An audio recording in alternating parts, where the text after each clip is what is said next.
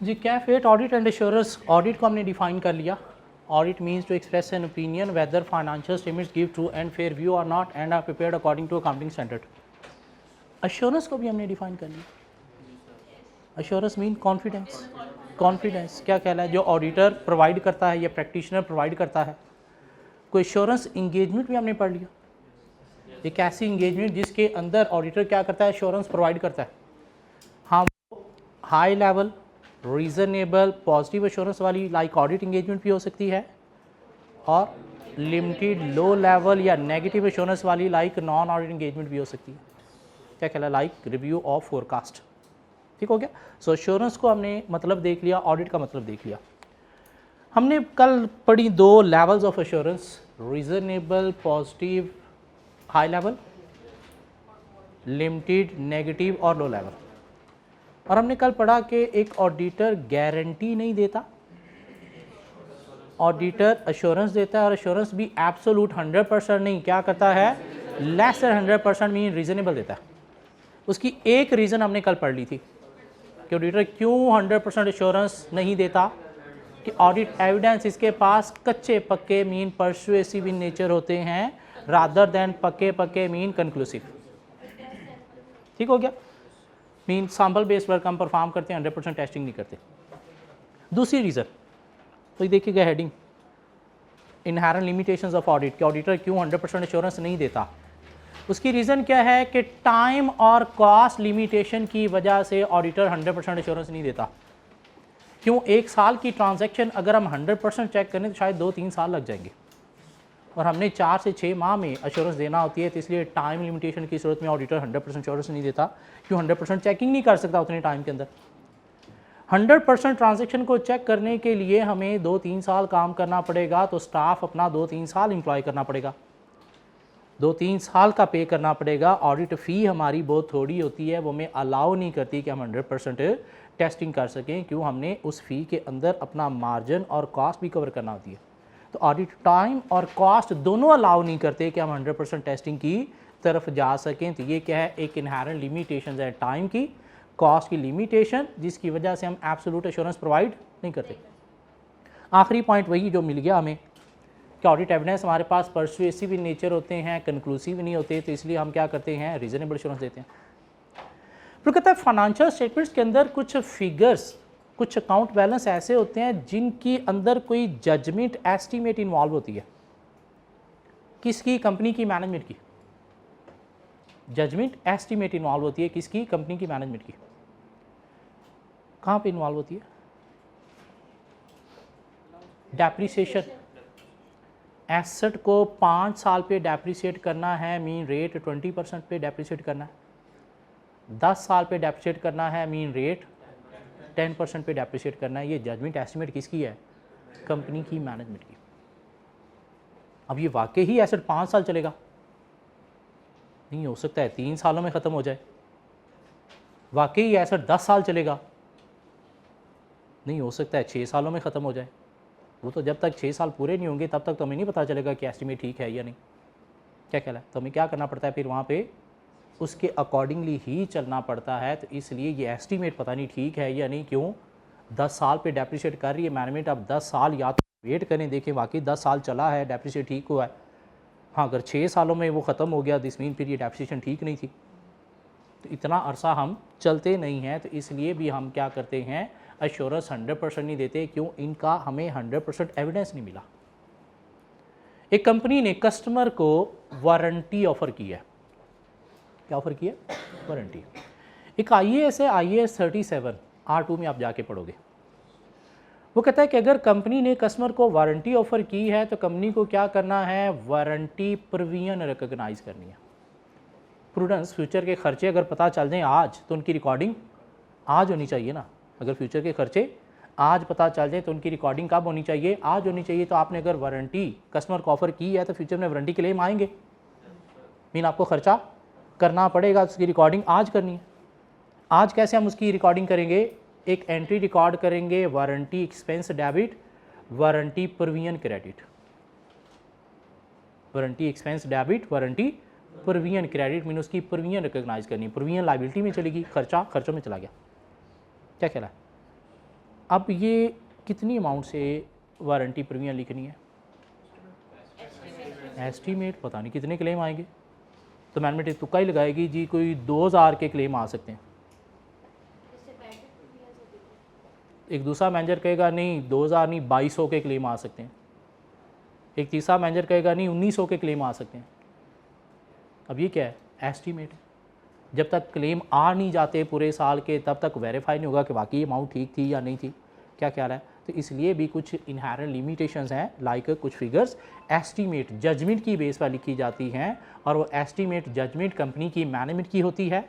हम ऑडिटर उसको 100% वेरीफाई नहीं कर पाते कि वाकई ये ठीक है, तो इसलिए भी हम क्या करते हैं, अश्योरेंस एब्सोल्यूट मीन 100% नहीं, लेस देन 100% देते हैं। तो क्या हम डिस्कस क्या कर रहे हैं? Inherent limitations of audit, inherent limitations of audit, या हम डिस्कस कर रहे हैं why an auditor can not provide absolute assurance. तो उसकी एक रीज़न क्या थी? Persuasive rather than conclusive evidence,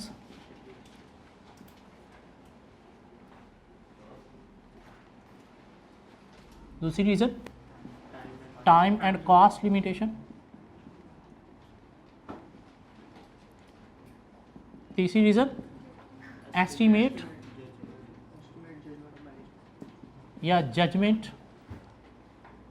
involve in financial statement. ठीक हो गया? तो कहता है कि ऑडिटर का जो काम है ना, ये भी समटाइम जजमेंटल होता है। 1 लाख इनवॉइसेस हैं, हमने सारी वेरीफाई नहीं करनी। कितनी वेरीफाई करनी है? सैंपल की बेस पर। सैंपल की बेस पर कितनी? 5000, 1000, 500, 300। ये क्या है? ऑडिटर की जजमेंट। जो ऑडिटर के एक्सपीरियंस के अकॉर्डिंगली ऑडिटर को पता चलेगा कि हाँ मुझे कितनी ट्रांजैक्शन टेस्ट करनी चाहिए। ये जो एक्सपीरियंस है ये क्या है? जजमेंट है। किसी ऑडिटर की ज़्यादा है, किसी की कम है, तो ये भी समटाइम फॉल्टी हो सकती है। कि ऑडिटर कुछ जगहों पे अपनी जजमेंट अप्लाई कर रहा होता है, मीन वहाँ पे स्टैंडर्ड की तरफ से कंप्लीट डायरेक्शन नहीं मिलती, अपनी जजमेंट अप्लाई कर रहा होता है कि सैंपल में मुझे कितने यूनिट सेलेक्ट करके टेस्ट करने चाहिए, और उतने यूनिट्स में अगर चीज़ें प्रॉपर्ली वेरीफाई नहीं हुई तो सूरत में कुछ ना कुछ मसले रह जाएंगे। क्या कहला है? तो ऑडिटर अपनी जजमेंट भी फॉल्टी इसकी हो सकती है, इसलिए भी ऑडिटर क्या करता है? 100% एश्योरेंस नहीं देता। क्या करता है? Less than 100% mean absolute assurance देता है। तो ये क्या है? ऑडिटर जजमेंट की वजह से जो फॉल्टी हो सकती है। क्या हो सकती है? फॉल्टी हो सकती, कुड बी फॉल्टी। फिर कंपनी के अंदर समटाइम मैनेजमेंट फ्रॉड भी कर रही होती है। फाइनेंशियल स्टेटमेंट्स के अंदर भी फ्रॉड इन्वॉल्व होते हैं, और फ्रॉड कोई अकेला बंदा नहीं करता, काफ़ी सारे दिमाग मिल बैठ के करते हैं। और जब दिमाग मिल बैठ के करते हैं तो उसके पीछे अटेम्प्ट टू हाइड भी होती है, ये पकड़ा ना जाए। और ड्यूरिंग ऑडिट हमने वैसे भी 100% ट्रांजैक्शन टेस्ट नहीं करनी, तो हो सकता है कुछ फ्रॉड हमसे नहीं पकड़े गए। आज हमने कह दिया financial statements gift and fair view, 100% assurance दे दी, हमने काम किया था सैंपल बेस पर, कुछ फ्रॉड थे जो हमसे पकड़े नहीं गए थे, कल को फ्रॉड सामने आ गया तो दुनिया जूते लेके हमारे सर पे आ जाएगी कि तूने तो 100% एश्योरेंस दी थी कि सब कुछ ठीक है, ये क्या हुआ? वो फ्रॉड हमसे क्यों नहीं पकड़ा गया था? क्योंकि उसके पीछे अटेम्प्ट टू हाइड थी, कुछ इनहेरेंट लिमिटेशन थी कि हम पकड़ ही नहीं सकते थे। क्यों? फ्रॉड पकड़ने के लिए बहुत ज़्यादा डिटेल में हमें इन्वेस्टिगेशन करना पड़ती हैं, और ऑडिट में हम उतनी डिटेल में समटाइम इन्वेस्टिगेशन भी नहीं करते। तो इस वजह से भी हम क्या करते हैं? ऐसे फ्रॉड एलिमेंट की वजह से 100% एश्योरेंस नहीं देते। क्यों? अगर कोई अटेम्प्ट टू हाइड वाला फ्रॉड था जो हमसे ना पकड़ा गया तो फिर तो हमारी ओपिनियन रॉन्ग हो जाएगी। तो इसलिए हम एश्योरेंस क्या दे रहे हैं? रीज़नेबल, ताकि कल को पकड़ा गया तो हम अपने आप को बचा सकेंगे कि देखिए जी हम तो सैंपल बेस काम करते हैं, हम तो 100% काम ही नहीं करते। तो इसलिए एश्योरेंस भी हम ऑलरेडी हमने कहा था कि हम कौन सी एश्योरेंस दे रहे हैं? रीज़नेबल दे रहे हैं, एब्सोल्यूट दे ही नहीं रहे। तो ऐसी छोटी छोटी बातें तो फिर इग्नोर हो सकती हैं सर। क्या कह रहा है? सो इनहेरेंट लिमिटेशंस क्या है? Fraud involving collusion, fraud involving collusion. Collusion का मतलब क्या है? दो या दो से ज़्यादा लोगों का मिल जाना आपस में गंदी नीयत के साथ। गंदी नीयत क्या है? कि हमने फ्रॉड छुपाना है, पकड़ा ना जाए, ऑडिटर के से भी ना पकड़ा जाए, इस तरह से वो काम करेंगे, रिकॉर्ड के अंदर कोई चीज़ होगी नहीं, और जब है ही नहीं तो हमारे नॉलेज में फिर नहीं आई। तो इसलिए भी हम क्या करते हैं, इन फैक्टर्स की वजह से, इन लिमिटेशंस की वजह से भी 100% एश्योरेंस नहीं देते। और कोई पॉइंट लिखा हुआ कि ऑडिटर के पास जो है कोई लीगल पावर नहीं होती टू सर्च एवरीथिंग। हर चीज़ को ठीक तरीके से चेक करने के लिए हम बहुत सारी चेकिंग करना पड़ती है, हर बंदे से जाके इंक्वायरी इन्फॉर्मेशन करना पड़ती है, और कुछ बंदों तक हमारी लिमिटेशन आ जाती है। सप्लायर से भी जाके पूछना पड़ता है, भाई दिखा अपने रिकॉर्ड्स में तूने वाकई इतनी चीज़ें कंपनी को बेची हैं। कस्टमर से जाके पूछना पड़ता है, भाई दिखा अपने रिकॉर्ड में तूने वाकई कंपनी से इतनी चीज़ें खरीदी हैं। पर हमारे पास इतनी लीगल पावर नहीं होती कि हम हर पार्टी को जाके डिटेल में चेक कर सकें। अपने क्लाइंट की हद तक तो हम रिस्ट्रिक्ट रह सकते हैं। ये ग्रुप ऑडिट का नाम सुना हुआ है, कंसोलिडेशन का नाम सुना हुआ है, जिसमें एक पेरेंट कंपनी होती है और नीचे कुछ सब्सिडरीज होती हैं। क्या ख्याल है, अगर हम पेरेंट कंपनी के ऑडिटर हैं ना, तो सब्सिडरी के अकाउंट्स को जाके हम नहीं डिटेल में देख सकते। हालांकि सब्सिडरी के सारे रिजल्ट्स आके कंसोलिडेट हो के कंसोलिडेटेड फाइनेंशियल स्टेटमेंट्स बन रही होती हैं, लेकिन हमारी लिमिटेशंस है कि हम सिर्फ पेरेंट कंपनी की हद तक तो रह सकते हैं, सब्सिडरी के अकाउंट्स के अंदर हम घुस के हर चीज़ को नहीं देख सकते। तो ये क्या है कि हमारे पास लीगल पावर जो है वो इतनी नहीं होती कि हम हर चीज़ को डिटेल में देख सकें, मीन्स कंपनी के साथ एसोसिएटेड सारी कंपनीज़ को भी डिटेल में देख सकें। तो इस वजह से भी अगर वहाँ से कोई रिज़ल्ट गलत आके कंसोलिडेट हो गए और हम चूँकि उस कंपनी के अंदर जाके देख नहीं सकते थे, तो हमें मानना पड़ता है कि हाँ ये ठीक ही होंगे। तो ये क्या है कि हमारे पास कोई लीगल पावर जो है वो लिमिटेड होती हैं। तो इसलिए भी हम क्या करते हैं, एश्योरेंस जो देते हैं कौन सी देते हैं, लेस देन 100%, मीन 100% नहीं। क्यों 100% चेकिंग हम ड्यू टू दिस भी हम नहीं कर पाते। लीगल पावर क्या होती हैं, रिस्ट्रिक्ट होती हैं। भाई कंपनी के हर बंदे से हम इंफॉर्मेशन ले सकें, कंपनी के साथ एसोसिएटेड हर कंपनी को जाके डिटेल में चेक कर सकें, इतनी हमारे पास लीगल पावर नहीं होती। तो चूँकि हर बंदे से इंफॉर्मेशन नहीं ले सकते, हर कंपनी एसोसिएटेड को डिटेल में देख नहीं सकते, तो 100% फिर चेकिंग भी नहीं हो पाई, जिस वजह से हम 100% एश्योरेंस नहीं दे रहे। सो एक ऑडिटर 100% एश्योरेंस या गारंटी क्यों नहीं देता, due to some inherent limitations to audit. क्या है वो, ऑडिट एविडेंस परसुएसिव होते हैं, कंक्लूसिव नहीं होते, मीन सैंपल बेस्ड वर्क पर होते हैं, कच्चे पक्के नहीं होते। कॉस्ट टाइम हमें अलाउ नहीं करता कि हम 100% ट्रांजेक्शन को चेक कर सकें। फाइनेंशियल स्टेटमेंट्स में कुछ फिगर मैनेजमेंट की एस्टीमेट जजमेंट बेस्ड होती हैं, जो हम जस्ट एतबार तो कर सकते हैं, 100% वेरीफाई नहीं कर सकते जब तक वो एसेट 10 साल डेप्रिसिएट नहीं हो जाता। ऑडिटर के भी कुछ काम अपनी जजमेंट पर बेस करते हैं, और वो जजमेंट ऑडिटर की भी फॉल्टी हो सकती है, क्यों इंसान है और इंसान गलती का पुतला है। फ्रॉड कल्यूजन के थ्रू होता है, अटेम्प्ट टू हाइड होती है, तो कोई हमारे नॉलेज में अगर नहीं आए या हम पकड़ नहीं पाए, तो इसलिए अपने आप को बचाने के लिए हम क्या करते हैं, 100% इंश्योरेंस नहीं देते। अगर 100% दियो तो फिर कल को लोग आ जाएंगे, भाई ये फ्रॉड तूने क्यों नहीं पकड़ा था, तूने तो 100% इंश्योरेंस दे दी थी। और हमारी लीगल पावर जो है वो भी रिस्ट्रिक्ट होती है। लीगल पावर में एक और भी चीज़ आ जाती है कि हमें स्टैंडर्ड या लॉ ही ये कहता है कि आपने क्या करना है, रीजनेबल इंश्योरेंस देनी है, मीन 100% इंश्योरेंस हमसे रिक्वायर ही नहीं की जाती। इसलिए भी हम क्या करते हैं, 100% इंश्योरेंस या गारंटी नहीं देते, क्यों स्टैंडर्ड हमें ये अलाउ करता है, हमारा प्रोफेशन हमें ये अलाउ करता है कि हमने कभी भी कोई गारंटीड वर्क नहीं करना। क्यों, अगर हमने गारंटीड वर्क कर दिया तो कल को वो चीज़ वैसे एक्सपेक्टेशन के अकॉर्डिंगली ना निकली, तो हमें ना सिर्फ केसेस फेस करना पड़ेंगे, उससे हमारे प्रोफेशन की रिस्पेक्ट भी इफेक्ट होगी।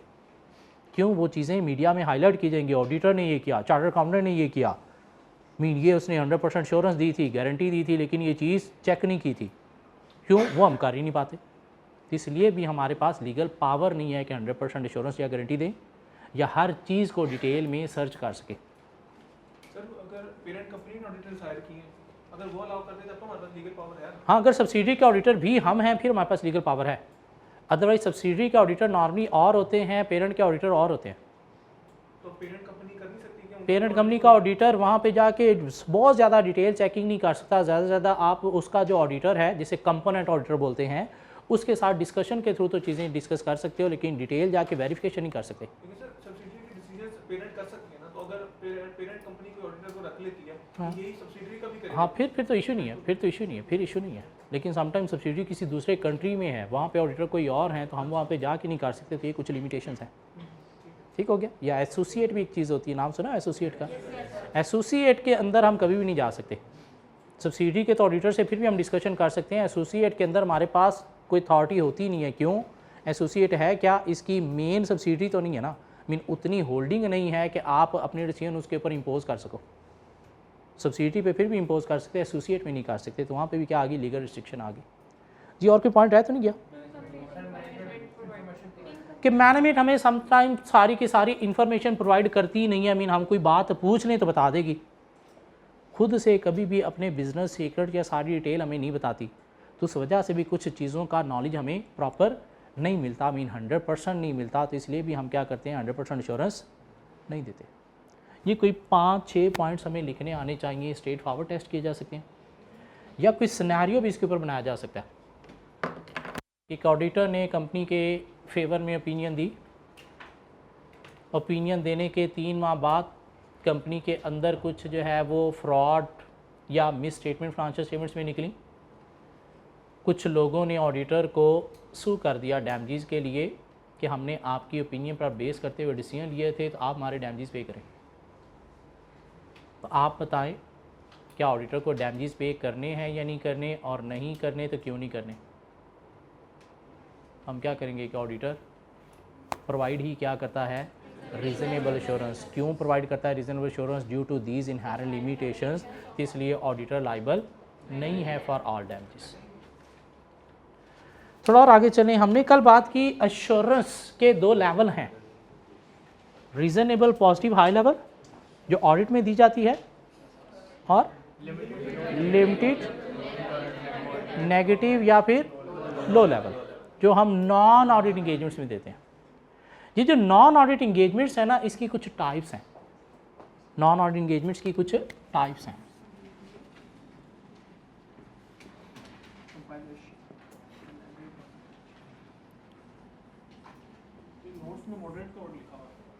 मॉडरेट लो लेवल एक ही चीज़ है, मीन हाई नहीं है। नॉन ऑडिट इंगेजमेंट्स की कुछ टाइप्स हैं, review engagement, compilation engagement,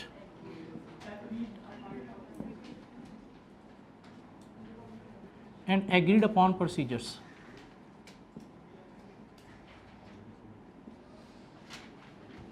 review engagement, compilation engagement and agreed upon procedures. Compilation engagement क्या है कि हमने किसी कंपनी की कोई चीज़ कंपाइल करके देनी है अकॉर्डिंग टू डेटा। क्या हो सकता है, फाइनेंशियल स्टेटमेंट्स कंपाइल करके देनी है, टैक्स रिटर्न कंपाइल करके देनी है, या कोई interim accounts mean half year financial statements compile करके देनी है। बस सिर्फ कंपाइल करके देनी है अकॉर्डिंग टू डेटा, कोई ओपिनियन एश्योरेंस नहीं देनी। ये क्या है, कंपाइलेशन इंगेजमेंट एक इंगेजमेंट है, एक काम है जो हमने किया और पैसे चार्ज किए, कोई ओपिनियन एश्योरेंस नहीं। एग्रीड अपॉन प्रोसीजर क्या है कि क्लाइंट के साथ हमारा एक प्रोसीजर एग्री हुआ है, हमने वो प्रोसीजर परफॉर्म करके अपनी फ़ी चार्ज करनी है, कोई ओपिनियन एश्योरेंस नहीं। क्या हो सकता है जी, क्लाइंट कहता है ये मेरा एसेट मुझे नहीं पता चल रहा कौन कौन सी कॉस्ट कैपिटलाइज करनी है, कौन सी एक्सपेंस आउट करनी है, तो हम क्या करेंगे, स्टैंडर्ड का नॉलेज अप्लाई करेंगे। ये कॉस्ट कैपिटलाइज होनी चाहिए, ये एक्सपेंस आउट होनी चाहिए, इतने से एसेट की कॉस्ट लिख दो, इतने से डेप्रिशिएट करके नेटबुक वैल्यू लिख दो। तो क्या किया हमने, एक प्रोसीजर परफॉर्म किया, अपनी फ़ी चार्ज की है, कोई ओपिनियन इंश्योरेंस नहीं दी। ये क्लाइंट कहता है मेरे बिज़नेस का सिस्टम जो है ना बड़ा ही गंभीर हुआ पड़ा, मेरी समझ में नहीं आ रहा क्या करूं, तो प्लीज़ इसे ठीक बनाने में मेरी हेल्प कर दो।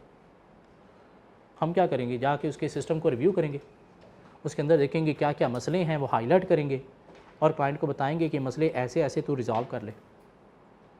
ये क्या किया हमने, कोई ऑडिट किया नहीं, ये क्या एक प्रोसीजर एग्री हुआ था सिस्टम को रिव्यू करने का, वो हमने परफॉर्म किया, अपनी फ़ी चार्ज की, दैट्स इनफ, घर आ गए। क्लाइंट कहता है मेरा ये डेटर क्रेडिटर अकाउंट बड़ा गंभीर हुआ पड़ा, मेरी समझ में नहीं आ रही कितनी ऑर्ड्स में फाइनेंशियल स्टेटमेंट्स में लिखूँ। तो हम जाके उसका डेटर अकाउंट देखेंगे भाई कौन कौन से बैड डेट्स की प्रोविजन क्रिएट करने वाली है, तो इतने से प्रोविजन क्रिएट कर दे, इतने से डेटर लिख दे, इतने से क्रेडिटर लिख दे, पैसे चार्ज करेंगे, घर आ गए। क्या हमने कोई ऑडिट किया नहीं। इसमें कोई चीज़ कंपाइल करनी है अकॉर्डिंग टू डेटा, मीन कोई सेट बना के देना है, फाइनेंशियल स्टेटमेंट्स का हो सकता है, टैक्स रिटर्न हो सकती है, इंटरम अकाउंट्स हो सकते हैं। इसमें कंपाइल नहीं, कोई काम करना है। काम क्या है, एसेट वैल्यूएशन है, डेटर क्रेडिटर अकाउंट इन्वेस्टिगेशन है, या फिर रिव्यू ऑफ कंपनी सिस्टम है। कोई ओपिनियन अश्योरेंस नहीं हम देंगे, इसलिए इनको नॉन अश्योरेंस इंगेजमेंट हम कह सकते हैं। ये क्या है? नॉन अश्योरेंस इंगेजमेंट जी, जिसमें कोई हमने अश्योरेंस नहीं देनी, सिर्फ कोई काम करके देना, अश्योरेंस नहीं देनी। लेकिन इनके ऊपर स्टैंडर्ड है जिन्हें नाम दिया जाता है ISRS, international standard on related services. ISRS stands for international standard on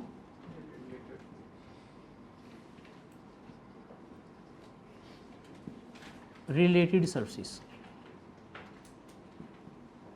वो कहते हैं कि कंपाइलेशन इंगेजमेंट या agreement procedure mean non assurance engagement में ठीक है, आपने ओपिनियन एश्योरेंस नहीं देनी, लेकिन रिपोर्ट आपने देनी है जिसके अंदर मेंशन करना है कि ये काम किसके थे, कंपनी की मैनेजमेंट के, हमने किए हैं ऑडिटर ने। ठीक हो गया? सही है, गलत है, रिस्पॉन्सिबल कौन है? कंपनी की मैनेजमेंट। हम इनके ऊपर कोई ओपिनियन एश्योरेंस नहीं दे रहे। क्यों? हमने ना तो ऑडिट किया है, ना ही चीज़ों को वेरीफाई। क्यों? जनता दुनिया ये ना समझ बैठे कि अगर ये फाइनेंशियल स्टेटमेंट्स बना के हमने दी हैं तो ये ठीक भी है, इन हम ओपिनियन एश्योरेंस भी दे रहे हैं। तो नहीं, इस चीज़ को कवर करने के लिए हम क्या कर रहे हैं? रिपोर्ट देंगे। कौन कहता है रिपोर्ट देंगे? ISRS, international standard on related services कहते हैं। मीन ऑडिट के अलावा जो सर्विसेज हैं वो क्या है? Related services. तो उसके ऊपर रिपोर्ट दे के क्लियर करोगे कि हम कोई ओपिनियन इंश्योरेंस नहीं दे रहे, मीन सिर्फ हमने काम करके दिया है अकॉर्डिंग टू कंपनी मैनेजमेंट। और रिस्पॉन्सिबल भी कौन है इससे रिलेटेड? कंपनी की मैनेजमेंट। क्यों? उन्होंने जो हमें डाटा दिया उसके अकॉर्डिंग हमने बनाया। ये काम किसके थे? मैनेजमेंट के। हाँ, किए हमने, फ़ी हमने चार्ज किया है। क्यों? उनको आते नहीं थे, हमने आते थे। लेकिन सही है, गलत है, रिस्पॉन्सिबल कौन है? कंपनी की मैनेजमेंट। रिव्यू एंगेजमेंट क्या है? जस्ट लाइक ऑडिट, वो कंपनीज जिनके लिए ऑडिट कंपलसरी नहीं है, वो कौन सी कंपनीज है? Unlisted companies. अनलिस्टेड कंपनीज क्या ख्याल है? या ऑडिट कंपलसरी किन के लिए? लिस्टेड कंपनी के लिए कंपलसरी है। या प्राइवेट कंपनी जिनका शेयर कैपिटल अबव 3 मिलियन है, अबव 3 मिलियन है, उनके लिए ऑडिट कंपलसरी है। हाँ, 10 मिलियन तक ICMA ICAP मेंबर दोनों कर सकते हैं। अबव 10 मिलियन सिर्फ ICAP मेंबर करेगा, ICMA वाले नहीं कर सकते। लेकिन अगर share capital 1 million 3 million 3 million से अबव है तो ऑडिट कंपलसरी है। और जिनका 3 मिलियन से कम है उनके लिए ऑडिट कंपलसरी नहीं है। तो वो फिर क्या करती हैं? अपनी फाइनेंशियल स्टेटमेंट्स का रिव्यू करवाती हैं। रिव्यू का मतलब क्या है? कि ऑडिटर 3 लिमिटेड प्रोसीजर्स के थ्रू चेकिंग करेगा और क्या करेगा? एक नेगेटिव एश्योरेंस देगा। जब ऑडिटर ने काम कम किया है, ऑडिट की तरह डिटेल काम नहीं किया, तो क्या पैसे उतने चार्ज करेगा? नहीं, पैसे कम चार्ज करेगा। कंपनीज क्यों करवा रही हैं? ताकि कल को अगर हमारे लिए ऑडिट कंपलसरी हो जाता है तो हम प्रिपेयर अपने आप को कर सकें, मीन देख सकें कि अभी हम फाइनेंशियल स्टेटमेंट्स ठीक बना रहे हैं या नहीं बना रहे। सो जस्ट लाइक ऑडिट है, सिर्फ डिफरेंस क्या है? लिमिटेड प्रोसीजर्स और डिटेल प्रोसीजर। और अश्योरेंस उधर पॉजिटिव, रिव्यू के अंदर क्या होगी? Negative. So non assurance engagement की 2 टाइप्स हैं, अश्योरेंस एंगेजमेंट की भी 2 टाइप्स हैं। एक ऑडिट, लेकिन कौन सी? Positive, high level, reasonable assurance. और दूसरी रिव्यू एंगेजमेंट, ये भी अश्योरेंस एंगेजमेंट है ना, जिसमें हम अश्योरेंस दे रहे हैं, लेकिन कौन सी?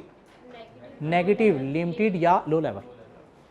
तो अश्योरेंस एंगेजमेंट की 2 टाइप्स बताई जा सकती हैं, ऑडिट एंड रिव्यू एंगेजमेंट, जिसमें अश्योरेंस देते हैं। नॉन अश्योरेंस एंगेजमेंट की 2 types, related services mean compilation engagement and agreed upon procedure. इनकी डिटेल हमारे सिलेबस में नहीं है, बस सिर्फ हमने थोड़ा सा कॉन्सेप्ट लेना था कि नॉन अश्योरेंस एंगेजमेंट क्या है। और इन्हीं के ऊपर स्टैंडर्ड है ISRS। हाँ, ISRS हमारे सिलेबस में एक वर्ड यूज़ किया हुआ है कहीं पे, लेकिन वो किस लिए है वो हमने थोड़ा जानने के लिए इनको देखा। अदरवाइज़ इनके ऊपर डिटेल हमारे सिलेबस में नहीं है। रिव्यू इंगेजमेंट का हमारे सिलेबस में पूरा एक चैप्टर है, हमारा लास्ट चैप्टर रिव्यू इंगेजमेंट के ऊपर है, जो हम जब वहाँ पे पहुँचेंगे तब कवर करेंगे। रिव्यू और ऑडिट में डिफरेंस क्या है? ऑडिट में पॉजिटिव एश्योरेंस, रिव्यू में नेगेटिव एश्योरेंस। ऑडिट में एक्सटेंसिव ऑडिट प्रोसीजर, रिव्यू में 3 लिमिटेड ऑडिट प्रोसीजर। दोनों में एश्योरेंस दी जाती है, लेकिन उसमें हाई लेवल, उसमें लो लेवल, इसमें रीजनेबल, उसमें लिमिटेड, इसमें पॉजिटिव और उसमें नेगेटिव। अब वो कहता है कि एक एश्योरेंस इंगेजमेंट के कुछ एलिमेंट्स होते हैं, एलिमेंट्स ऑफ एश्योरेंस इंगेजमेंट। कौन सी एश्योरेंस इंगेजमेंट? चाहे रिव्यू है चाहे ऑडिट है, चाहे रिव्यू है चाहे ऑडिट है, हर एश्योरेंस इंगेजमेंट के कोई 5 एलिमेंट्स होते हैं। क्या 5 एलिमेंट्स हैं? हर एश्योरेंस इंगेजमेंट के अंदर 3 पार्टी रिलेशनशिप होता है, हर एश्योरेंस इंगेजमेंट के अंदर कोई सब्जेक्ट मैटर होता है, हर एश्योरेंस इंगेजमेंट के अंदर कुछ सूटेबल क्राइटेरिया भी होता है, हर एश्योरेंस इंगेजमेंट के अंदर कुछ एविडेंस भी होता है, और हर एश्योरेंस इंगेजमेंट के अंदर रिटन रिपोर्ट भी होती है।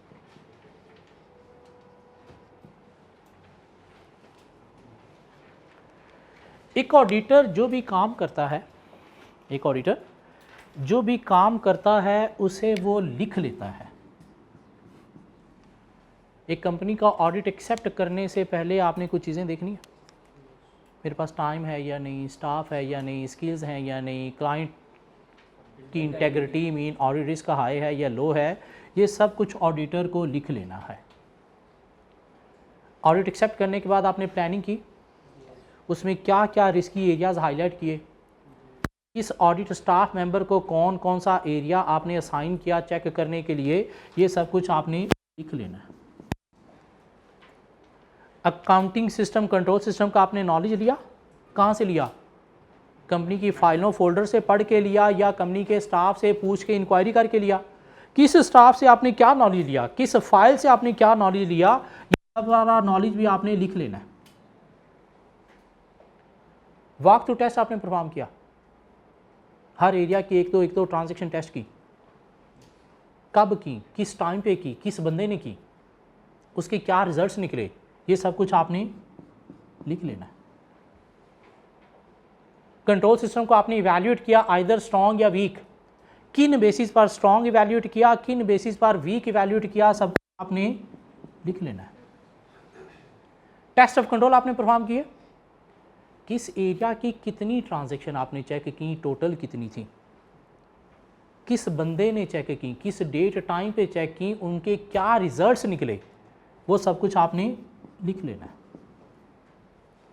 सब्सटेंटिव प्रोसीजर आपने परफॉर्म किए, किस एरिया पे आपने क्या प्रोसीजर अप्लाई किया, क्या चेकिंग की, किस डेट टाइम पे की, उसके रिजल्ट्स क्या निकले, सब कुछ आपने क्या करना है, लिख लेना है। इन एक ऑडिटर जो भी काम करेगा उसे डॉक्यूमेंट करेगा, जिसे नाम दिया जाता है ऑडिट डॉक्यूमेंटेशन का,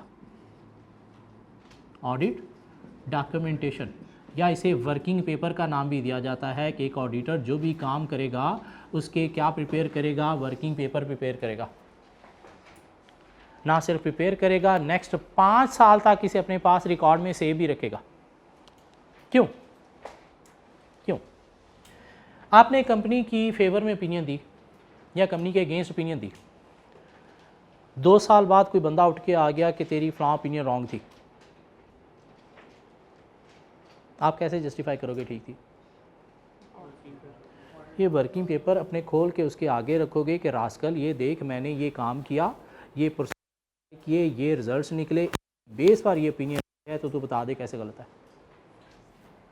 अगर ये नहीं है तो क्या आप अपनी ओपिनियन को जस्टिफाई कर सकते हो? नहीं, दुनिया तो समझेगी पागल है, पता नहीं क्या बोली जा रहा है, क्या कह रहा है। तो आप पागल नहीं हो, ये चीज़ प्रूव करने के लिए आपको क्या रखने हैं अपने पास, वर्किंग पेपर। मीन आपके जो मेन एविडेंस है जिसकी बेस पर आप ओपिनियन दे रहे हो वो है ही क्या, ये वर्किंग पेपर, कि मैंने ये काम किया, ये प्रोसीजर परफॉर्म किए, इस डेट टाइम पे परफॉर्म किए, इतनी ट्रांजैक्शन को टेस्ट किया, ये रिजल्ट्स निकले हैं, जिसकी बेस पर मैं कह रहा हूँ कि ये चीज़ ठीक है या फिर गलत है। सो ऑडिटर के पास जो एविडेंस होता है वो क्या होते हैं, उसके working paper mean audit documentation, जो ना सिर्फ आपको प्रिपेयर करनी है, नेक्स्ट 5 ईयर्स तक अपने पास रिकॉर्ड में सेव भी रखनी है। क्यों? 3-4 साल बाद भी कोई उठा के आ सकता है, भाई आपकी फ्लॉ ओपिनियन रॉन्ग थी, तो जस्टिफाई करने के लिए फिर आपके पास रिकॉर्ड्स होने ही चाहिए। ये बात समझ आती है? एक एश्योरेंस एंगेजमेंट के 5 एलिमेंट्स होते हैं, चाहे ऑडिट है चाहे रिव्यू एंगेजमेंट है। इसमें 3 पार्टी रिलेशनशिप होता है। मीन 3 पार्टीज इन्वॉल्व होती हैं। कौन कौन सी 3 पार्टीज इन्वॉल्व होती हैं? एक होता है प्रैक्टिशनर, मैं वर्ड ऑडिटर नहीं यूज़ कर रहा, प्रैक्टिशनर। क्यों? अगर नॉन ऑडिट इंगेजमेंट है तो उसमें फिर अकाउंटेंट भी हो सकता है। एक होता है यूज़र ऑफ रिपोर्ट और एक होती है रिस्पॉन्सिबल पार्टी। लाइक ऑडिट की बात करें, एक होता है ऑडिटर प्रैक्टिशनर, एक यूज़र ऑफ द रिपोर्ट जिसने आपको कहा ऑडिट कर मीन शेयर होल्डर, और एक रिस्पॉन्सिबल पार्टी जिसने कोई चीज़ बनाई है, और वो रिस्पॉन्सिबल पार्टी कौन है? कंपनी की मैनेजमेंट मीन डायरेक्टर्स। तो 3 पार्टी रिलेशनशिप होता है। रिव्यू इंगेजमेंट में भी एक यूज़र होगा रिव्यू रिपोर्ट का, एक प्रैक्टिशनर होगा, ऑडिटर नहीं प्रैक्टिशनर, और साथ रिस्पॉन्सिबल पार्टी मीन कंपनी की मैनेजमेंट जिसने फाइनेंशियल स्टेटमेंट्स बनाई है। इसमें किसी सब्जेक्ट मैटर के ऊपर काम किया जाता है। सब्जेक्ट मैटर का मतलब क्या है? यहाँ पे फाइनेंशियल स्टेटमेंट जिसके ऊपर हम ओपिनियन दे रहे हैं। अकॉर्डिंग टू सूटेबल क्राइटेरिया काम किया जाता है। सूटेबल क्राइटेरिया क्या है? स्टैंडर्ड्स जिसके अकॉर्डिंगली हमने चेकिंग करनी है। स्टैंडर्ड्स फाइनेंशियल स्टेटमेंट्स की हमने चेकिंग करनी है किसके अकॉर्डिंगली? IAS IFRS के अकॉर्डिंगली। सो एश्योरेंस इंगेजमेंट क्या? एक ऐसी इंगेजमेंट जिसमें 3 पार्टीज इन्वॉल्व है, किसी सब्जेक्ट मैटर के ऊपर अकॉर्डिंग टू सूटेबल क्राइटेरिया काम किया जाता है, और एविडेंस ऑब्टेन करके, एविडेंस क्या है? एविडेंस क्या है? Working papers of the work performed. Evidence obtain करके एक रिटर्न रिपोर्ट दी जाती है। रिपोर्ट क्या है? वो पेज जहां पे आप ओपिनियन एक्सप्रेस कर रहे हो। क्या कहला? ओपिनियन एक्सप्रेस कर रहे हो। लाइक ऑडिट रिपोर्ट, ऑडिट के अंदर क्या होगी? Audit report. रिव्यू इंगेजमेंट के अंदर होगी रिव्यू रिपोर्ट, जिसका कोई स्टैंडर्ड फॉर्मेट है, और वो फॉर्मेट हमें किसने बताया है? स्टैंडर्ड ने। कौन से स्टैंडर्ड? ऑडिट के स्टैंडर्ड। ऑडिट के स्टैंडर्ड कौन से हैं? ISAs। सो एक एश्योरेंस इंगेजमेंट के 5 एलिमेंट्स हैं। इसमें 3 पार्टी रिलेशनशिप है, मीन एक प्रैक्टिशनर है, एक यूज़र ऑफ द रिपोर्ट है, एक रिस्पॉन्सिबल पार्टी है। इसमें किसी सब्जेक्ट मैटर के ऊपर अकॉर्डिंग टू सूटेबल क्राइटेरिया काम किया जाता है, और एविडेंस ऑब्टेन करके एक written report mean opinion express की जाती है। अब अगर हम एश्योरेंस इंगेजमेंट की एक अच्छी डेफिनेशन बनाने की कोशिश करें, कहते हैं जी एश्योरेंस इंगेजमेंट क्या है? An engagement in which a practitioner, an engagement in which a practitioner expresses a conclusion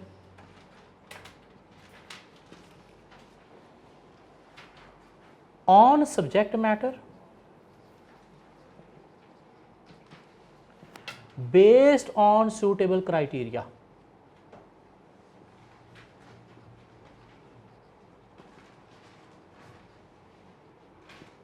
For the intended user.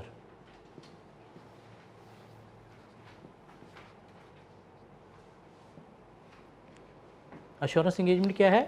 एक ऐसी इंगेजमेंट जिसमें एक प्रैक्टिशनर जो है वो क्या कर रहा है? एक्सप्रेस कर रहा है कंक्लूजन। कंक्लूजन बोले तो report, opinion on subject matter. किसके ऊपर? सब्जेक्ट मैटर के ऊपर मीन फाइनेंशियल स्टेटमेंट्स के ऊपर, based on suitable criteria mean standards के अकॉर्डिंगली चेकिंग करते हुए। किसके लिए? For the intended user. Intended user कौन है यहाँ पे? Share holder mean user of the report. क्या कहला? आप पहली मिनट समझने के बाद ये डेफिनेशन कुछ समझने के हम काबिल हैं। शायद नोट्स के अंदर लिखी हुई है डेफिनेशन कहीं पे एश्योरेंस इंगेजमेंट की। क्या कहला? सो एश्योरेंस का मतलब क्या है? कॉन्फिडेंस। एश्योरेंस इंगेजमेंट क्या है? एक ऐसी इंगेजमेंट जिसमें प्रैक्टिशनर कंक्लूजन एक्सप्रेस करता है about subject matter based on suitable criteria. किसके लिए? For intended user. Assurance engagement के 5 एलिमेंट्स हैं। 3 पार्टी रिलेशनशिप है, सब्जेक्ट मैटर के ऊपर according to suitable criteria mean standard checking करके, एविडेंस ऑब्टेन करके एक written report mean conclusion opinion express की जाती है। एश्योरेंस की 2 लेवल्स या 2 टाइप्स हैं। रीजनेबल पॉजिटिव हाई लेवल जो ऑडिट में प्रोवाइड की जाती है, और limited negative low level like nothing has come to our attention that causes us to believe financial statements do not give trend fair view। और कहाँ पे प्रोवाइड की जाती है? रिव्यू ऑफ फोरकास्ट या रिव्यू ऑफ फाइनेंशियल स्टेटमेंट में। एक auditor 100% assurance नहीं देता, रीजनेबल एश्योरेंस देता है। क्यों? Due to inherent limitations of audit. और इनहेरेंट लिमिटेशंस क्या हैं? ये कोई 6-7 हमारे पास लिमिटेशंस है। क्या कहला? चलें आगे, चलिए आगे चलते हैं।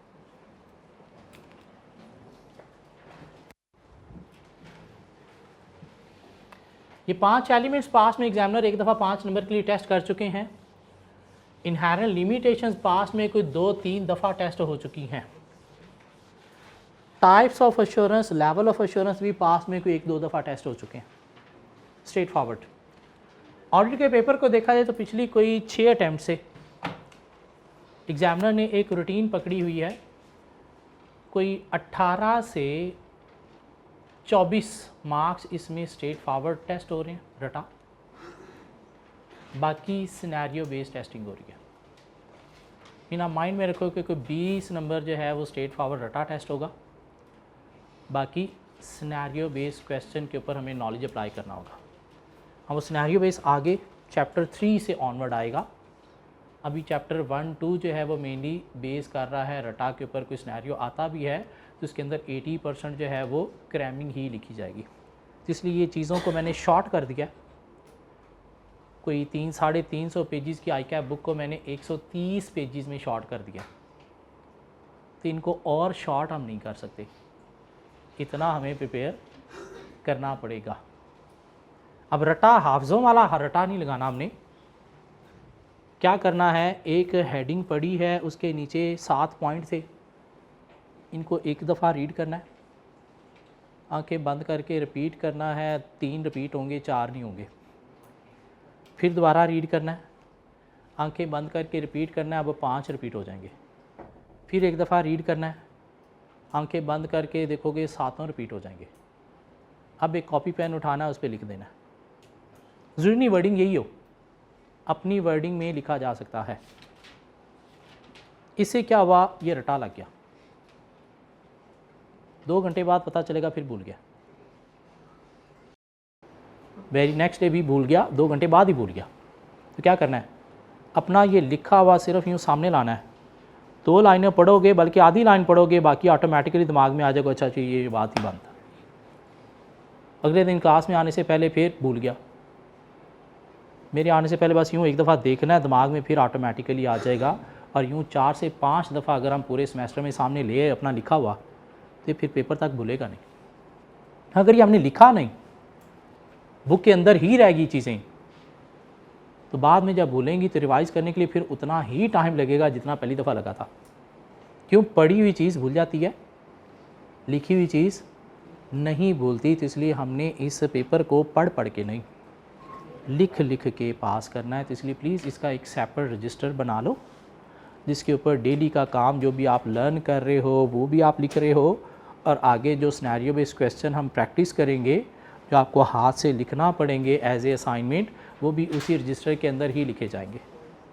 ठीक हो गया? तो पढ़ के नहीं, लिख के पास करना ये पेपर। जितना ज़्यादा लिखोगे उतना ही ईजी हो जाएगा ये पेपर पास करना। जितना लिखने को अवॉइड करोगे इस पेपर में, उतना ही पेपर ये मुश्किल होता चला जाएगा। आज हम कुछ चीज़ें और डिस्कस करते हैं, छोटे 2-3 कॉन्सेप्ट डिस्कस करते हैं। एजेंसी, स्टीवर्डशिप,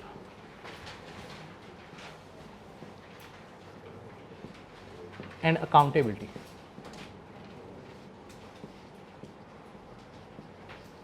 एजेंसी क्या होता है? लॉ पढ़ के आए हो आप। एजेंसी क्या है? एक रिलेशनशिप है बिटवीन 2 पार्टीज। कौन? Principal and agent. Principal and agent. यहाँ पे प्रिंसिपल PAL वाला है, क्या कहला है? जिसमें क्या किया है, एक प्रिंसिपल ने इंगेज किया है एजेंट को to provide some services against any reward. Like एक कंपनी के अंदर प्रिंसिपल मीन शेयर होल्डर ने इंगेज किया है किसको? एजेंट मीन डायरेक्टर्स को, to manage their company against any reward. क्या कहला? मीन एक ऐसा relationship between 2 parties, principal and agent, जिसमें प्रिंसिपल ने इंगेज किया है एजेंट को to provide some services against any reward, उसे क्या नाम दिया जाएगा? एजेंसी रिलेशनशिप या एजेंसी कॉन्ट्रैक्ट। मीन जब एजेंट प्रिंसिपल को कुछ सर्विसेज दे रहा है अगेंस्ट एनी रिवॉर्ड, तो दोनों के बीच में क्या है? Agency contract. हाँ, अगर एजेंट विदाउट एनी फ़ी सर्विसेज दे रहा है तो फिर कॉन्ट्रैक्ट नहीं है। क्यों? कॉन्ट्रैक्ट के लिए कंसीडरेशन का होना ज़रूरी है। तो अगर बगैर पैसे के काम कर रहा है तो एक तरफ से तो सर्विसेज जा रही हैं, दूसरी तरफ से क्या कंसीडरेशन है? नहीं, तो फिर कॉन्ट्रैक्ट नहीं है। कॉन्ट्रैक्ट कब होगा? जब एजेंट प्रिंसिपल को सर्विसेज दे रहा है अगेंस्ट एनी रिवॉर्ड। और चूंकि इनके बीच में एक एजेंसी कॉन्ट्रैक्ट हो गया, तो एजेंट के ऊपर लाजमी है कि इसने जो भी काम करना है with best interest of the principal ही करना है। कन्फ्लिक्ट ऑफ इंटरेस्ट को अवॉइड करना है। मीन अपना बेस्ट नहीं देखना, किसका बेस्ट देखना है? प्रिंसिपल का बेस्ट देखना है। लेकिन ये rascal best interest of principal के लिए काम नहीं करता, अराइज हो जाता है कन्फ्लिक्ट ऑफ इंटरेस्ट में। तो फिर इस कन्फ्लिक्ट ऑफ इंटरेस्ट की वजह से इसके काम को चेक करने के लिए प्रिंसिपल क्या करता है? एक और एजेंट अपॉइंट करता है, ऑडिटर। उसे कहता है कि प्लीज़ मुझे सर्विसेज दे अगेंस्ट एनी रिवॉर्ड। क्या सर्विसेज हैं? इसके साथ जो मेरी एजेंसी है, मीन ये जो फाइनेंशियल स्टेटमेंट्स बना के दे रहा है वो मुझे चेक करके बता ठीक बना के दे रहा है या नहीं दे रहा। हाँ, अगर ये कन्फ्लिक्ट ऑफ इंटरेस्ट इन दोनों के बीच में ना हो, डायरेक्टर और शेयर होल्डर के बीच में, ऑडिटर की ज़रूरत नहीं है। ऑडिटर की ज़रूरत क्यों पेश आई? Due to conflict of interest. अब ये एजेंसी कहीं नोट्स में था, 2 लाइनें पढ़ के देखें, समझ आती है? नोट्स दिए थे ना कल, मैंने कल दिए थे ना।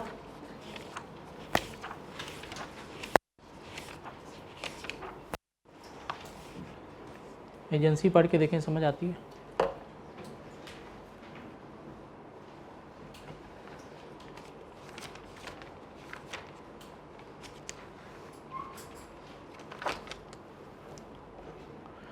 The agency theory implies that the agent should work in the best interest of the principal. क्यों? कॉन्ट्रैक्ट है आपका। Auditors are the agent of shareholder and is expected that in case of conflict of interest they should consider their duties to their user. In the absence of agency relationship, the user will not have enough confidence in the audited accounts. अगर कोई agency ना हो तो फिर audit करवाने की ज़रूरत ही नहीं है। एक और कॉन्सेप्ट है स्टीवर्डशिप। स्टीवर्डशिप क्या है? To manage property of someone else.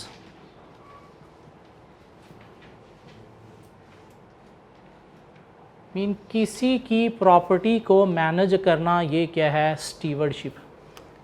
Like company के अंदर डायरेक्टर्स स्टीवर्ड हैं टूवर्ड्स शेयर होल्डर। क्या कर रहे हैं? शेयर होल्डर की प्रॉपर्टी मीन कंपनी को क्या कर रहे हैं? मैनेज कर रहे हैं।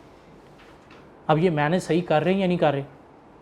इसके लिए फिर शेयर होल्डर क्या करता है? ऑडिटर को अपॉइंट करता है, जो डायरेक्टर और शेयर होल्डर के बीच में जो स्टीवर्डशिप का रिलेशनशिप है, इसे चेक करके बताता है कि आपकी प्रॉपर्टी को ये बेस्ट वे में मैनेज कर रहे हैं या नहीं कर रहे। मीन मिलता जुलता कॉन्सेप्ट है, लेकिन इसमें क्या है?